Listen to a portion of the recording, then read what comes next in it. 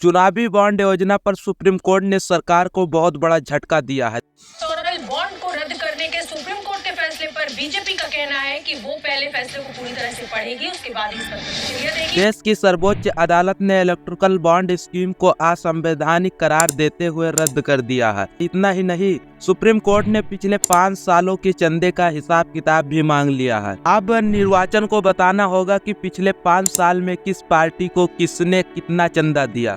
Supreme court ने कहा कि वह स्टेट बैंक ऑफ इंडिया से पूरी जानकारी जुटाकर इसे अपनी वेबसाइट पर साझा करे। शीर्ष अदालत के इस फैसले को उद्योग जगत के लिए भी बड़ा झटका माना जा रहा है। चुनावी बॉन्ड योजना की सुप्रीम कोर्ट ने अपने फैसले में कहा कि इलेक्ट्रिकल बॉन्ड स्कीम में गोपनीय का प्रावधान संविधान के अनुच्छेद 19 के तहत सूचना का अधिकार कानून का उल्लंघन करता है। अब शीर्ष अदालत के फैसले के बाद पब्लिक को भी पता होगा कि किसने किस पार्टी की फंडिंग की है। 4 लोगों ने सुप्रीम कोर्ट में याचिका देकर चुनावी बॉन्ड स्कीम की वैधता को चुनौती दी थी।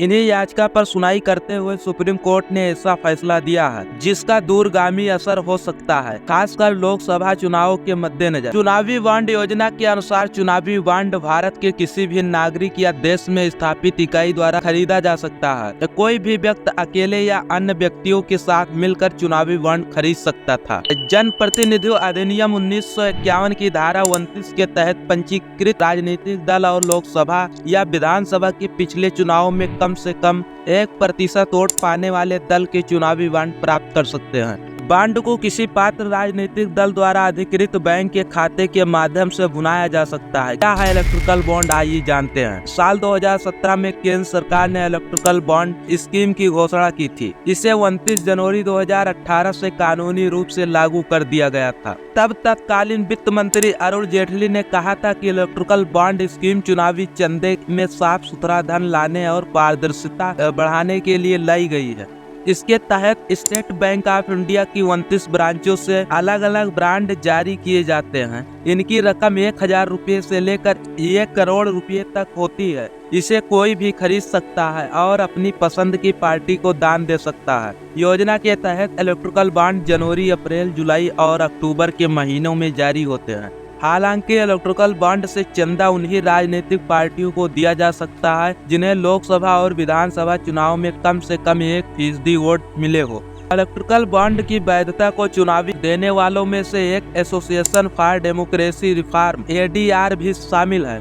ADR का दावा है कि मार्च 2018 से जनवरी 2024 के बीच राजनीतिक पार्टियां को चुनावी बॉन्ड के जरिए 16,492 करोड़ रुपए से ज्यादा का चंदा मिला है। चुनाव आयोग में दाखिल 2022-23 के लिए ऑडिट रिपोर्ट के मुताबिक बीजेपी को 1,294 करोड़ रुपए से ज्यादा का चंदा इलेक्ट्रिकल बॉन्ड के जरिए मिला। इलेक्ट्रिकल बॉन्ड को लेकर सबसे बड़ी चिंताओं में से एक ये भी है कि इससे सबसे ज्यादा फायदा सत्ताधारी पार्टी को होता है और वो इसका अनुसूचित फायदा उठाती है। आंकड़े भी इस बात की गवाही देते हैं कि ADR की रिपोर्ट के मुताबिक 2017-18 से 2021-22 के बीच बीजेपी को इलेक्ट्रिकल बॉन्ड के जरिए 5,271 करोड़ रुपए का चंदा मिला। सबसे ज्यादा चंदा उसे 2019-20 में मिला था और तब बीजेपी को 2555 करोड़ रुपए का चंदा इलेक्ट्रिकल बॉन्ड से आया था।